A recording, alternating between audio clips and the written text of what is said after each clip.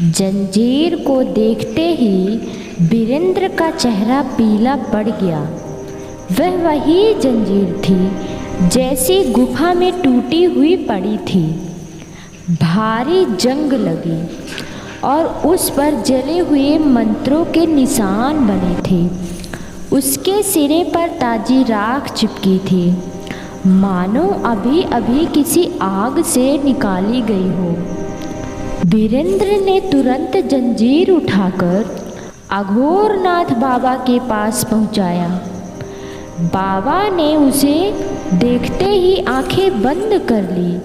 कुछ क्षण बाद बोले, बंध गया है पर पूरी तरह नहीं। मतलब? वीरेंद्र ने घबराकर पूछा। बाबा ने कहा, काल भक्षक का शरीर कैद हुआ है, उसकी छाया नहीं।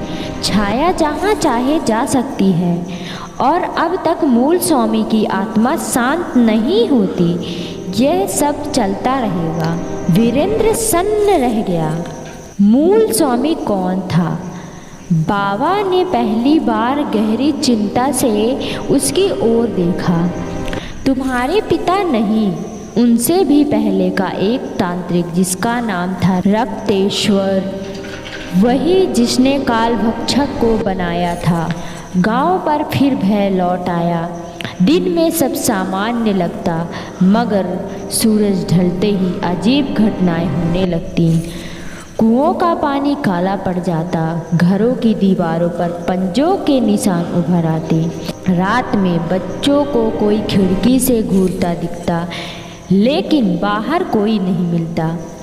वीरेंद्र के पिता अब कुछ स्वस्थ थे पर चुप रहते थे। एक रात उन्होंने वीरेंद्र को अपने पास बुलाया।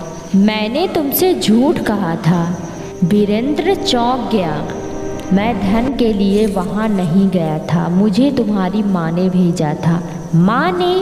तुम्हारे जन्म के समय एक भविष्यवाणी हुई थी कि रक्तेश्वर की अधूरी शक्ति तुम्हारे वंश में लौटेगी। तुम्हारी माँ चाहती थी कि मैं उस शक्ति को खत्म कर दूं। वीरेंद्र का सर घूम गया। उसकी माँ का देहांत तब हुआ था जब वह छोटा था। उसने कभी ये बात नहीं सुनी थी। पिता ने कांपते हुए कहा, लेकिन मैं असफल रहा और माया में फंस गया। उस रात वीरेंद्र सो नहीं सका।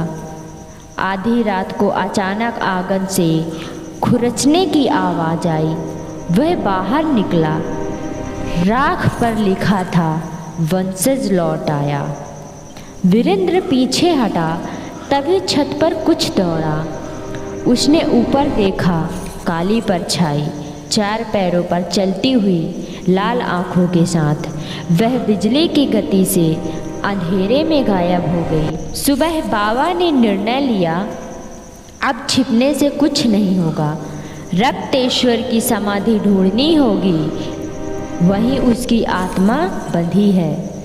पुरानी कथाओं के अनुसार जंगल के उत्तर भाग में एक भूला हुआ किला था जिसे लोग रक्तगढ़ कहते थे। कहा जाता था कि उसके नीचे तहखाने में रक्तेश्वर ने अंतिम तंत्र किया था। वीरेंद्र बाबा और उसके पिता तीनों यात्रा पर निकले। रास्ता पहले से भी भयानक था। पेड़ों पर सूखे सब जैसे लटके हुए घोंसले थे। जमीन पर जगह जगह राख के गोल चिन्ह बने थे। 3 घंटे बाद वे एक ऊंची पहाड़ी पर पहुंचे। वहां टूटा हुआ किला खड़ा था।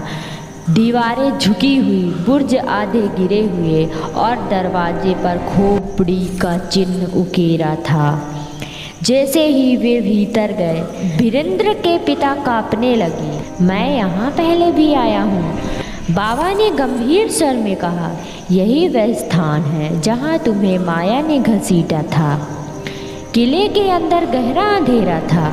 गलियारों में चमगादड़ उड़ रहे थे। दीवारों पर सूखे रक्त जैसे धब्बे थे। बीच हाल में एक टूटा सिंहासन पड़ा था। अचानक वीरेंद्र को लगा जैसे कोई उसके पीछे चल रहा है। उसने मुड़कर देखा, कोई नहीं। फिर फुसफुसाहट सुनाई दी। तू मेरा है। उसका दिल जोर से धड़कने लगा। नीचे तहखाने का दरवाज़ा खुला मिला। सीढ़ियों से सड़ी गंध उठ रही थी। तीनों मसाल लेकर उतरे। तहखाने में पहुँचते ही वे रुक गए। बीच में एक विशाल गोल मंडल बना था, लाल रंग से। चारों ओर हड्डियों के ढेर थे। सामने पत्थर की समाधि थी जिस पर लिखा था रक्तेश्वर। अचानक हवा बर्फ जैसी ठंडी हो गई। मसाले हरी लौ से जलने लगी। समाधि पर दरार आई, फिर दूसरी, फिर तीसरी, और अगले ही पल पत्थर टूट गया। अंदर से धुआं का गुबार निकला और धीरे धीरे एक आकृति बनने लगी। लंबा, काला, चौगा, सूखा चेहरा, गहरी आंखें और होठों पर भयानक मुस्कान। रक्तेश्वर। उसने वीरेंद्र को देखा और हंसा। आखिर मेरा रक्त लौट आया। वीरेंद्र पीछे हट गया। बाबा ने मंत्र शुरू किए। रक्तेश्वर ने हाथ उठाया। बाबा दीवार से जा टकराए। पिता त्रिशूल लेकर दौड़े मगर हवा में ही रुक गए, जैसे किसी ने गला पकड़ लिया हो। रक्तेश्वर बोला, तुम सबने मुझे रोकने की कोशिश की, पर वंश की शक्ति उसी में जागती है जो भय को अपनाए। उसने वीरेंद्र की ओर हाथ बढ़ाया। वीरेंद्र के सिर में तेज दर्द हुआ। अचानक उसे अजीब दृश्य दिखने लगे। शमशान, आग, मंत्र, काला कुत्ता, रक्त का मंडल, जैसे यह सब वह पहले जी चुका हो।